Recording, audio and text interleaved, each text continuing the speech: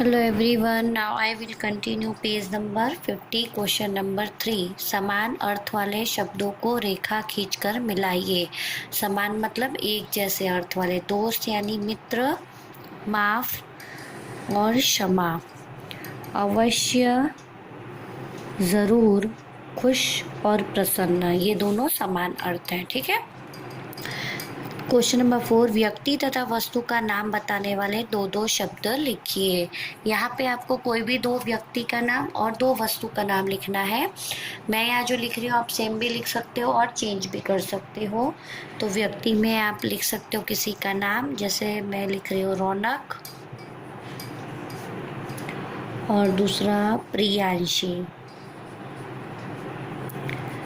आप किसी और का भी नाम लिख सकते हैं। फिर यहाँ पे वस्तु में मैं लिख रही हूँ पुस्तक। पुस्तक है, पेन है, फिर मेज़ है, कुर्सी है, पंखा है, आप कुछ भी लिख सकते हैं। तो यहाँ पे मैं लिख रही हूँ पुस्तक और पंखा। ओके।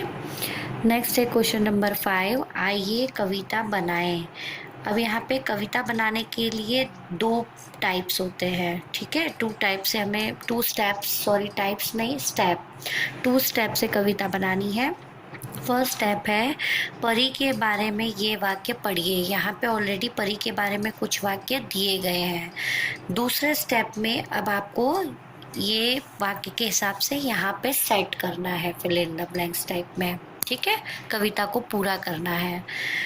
परी के बारे में ये वाक्य पढ़िए। परी परीलोक में रहती है। परी के हाथ में जादू की छड़ी होती है। परी के पंख बहुत सुंदर होते हैं। बच्चों को परी अच्छी लगती है। ओके। अब दूसरे स्टेप में कविता पूरी करना है। डैश से आई हो, तो क्या आएगा?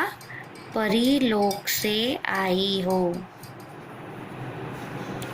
परी लोक से आई हो, जादू की क्या आएगा? छड़ी लाई हो। कितने सुंदर पंख तुम्हारे, ओके, लगते हमको प्यारे प्यारे। ओके, ये हमारा पोयम पूरा हो गया। परी लोक से आई हो, जादू की छड़ी लाई हो, कितने सुंदर पंख तुम्हारे, लगते हमको प्यारे प्यारे। ओके। नाउ मूल्य परक प्रश्न, वैल्यू एंड लाइफ स्किल। क्या आपने कभी अपनी गलती मानकर भूल स्वीकार की है?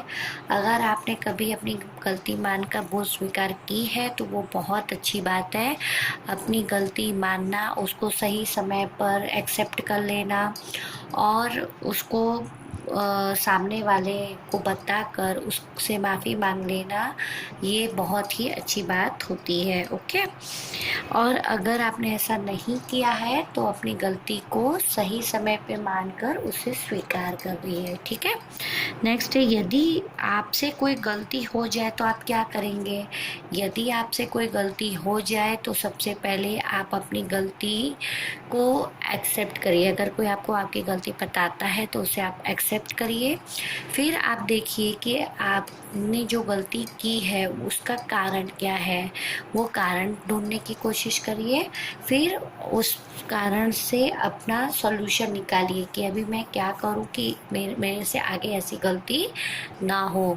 और इस तरह आप जब सॉल्यूशन निकाल लेंगे तो आप लाइफ में कभी भी वो गलती को नहीं दोहरा पाएंगे। ओके। तो यहाँ पे ये जो दो क्वेश्चन है ये सिर्फ मैं आपसे ओरल डिस्कशन कर रही हूँ, ये आपको कहीं पे भी लिखना नहीं है। Okay. Now I will continue page number 51। यदि आप कोई गलत काम करते हैं तो आपको कौन समझाता है? तो जैसा कि आप सभी लोग अपने परिवार के सदस्यों के साथ रहते हैं, घर में हमारे मम्मी पापा, दादा दादी, भाई बहन, बड़े, फिर चाचा चाची, बहुत सारे लोग रहते हैं। तो अगर आप घर पे या कहीं पे भी आप कोई गलत काम करते हैं तो आपको इन बड़ों में से कोई ना कोई तो आपको समझाता ही होगा। तो वो आपको वो सोचना है, थिंक करना है कि आपको आपकी गलती पर कौन सबसे ज़्यादा समझाता है, मम्मी, पापा, और जो भी आपको समझाता है आप उसकी उस बात को समझिए और समझकर उसे अपनी आगे की लाइफ में फ्यूचर के लिए यूज़ करिए। नेक्स्ट है हमारा कुछ करने की बात। दिए गए शब्दों की सहायता से चित्र वर्णन कीजिए। यहाँ पे आप देख रहे हैं एक चित्र दिया हुआ है और यहाँ पे कुछ शब्द भी लिखे हुए हैं।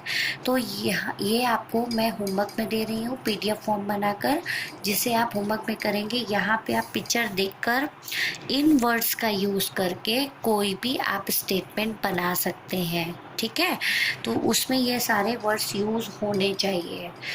परी, सुंदर, वस्त्र, सैर, खुशबू, फूल, मज़ा, खुश, महल, बगीचा और इंद्रधनुष। ये पिक्चर के अकॉर्डिंग आपको ये शब्द यहाँ पर बिठाने हैं और सेंटेंस बनाना है। ओके, तो यहाँ पर हमारा लेसन नंबर 6 परी लोग की सैर फिनिश होता है विथ एक्सरसाइज। उम्मीद करती हूँ कि आपको ये चैप्टर अच्छी तरह समझ में आ गया होगा। Okay, thank you.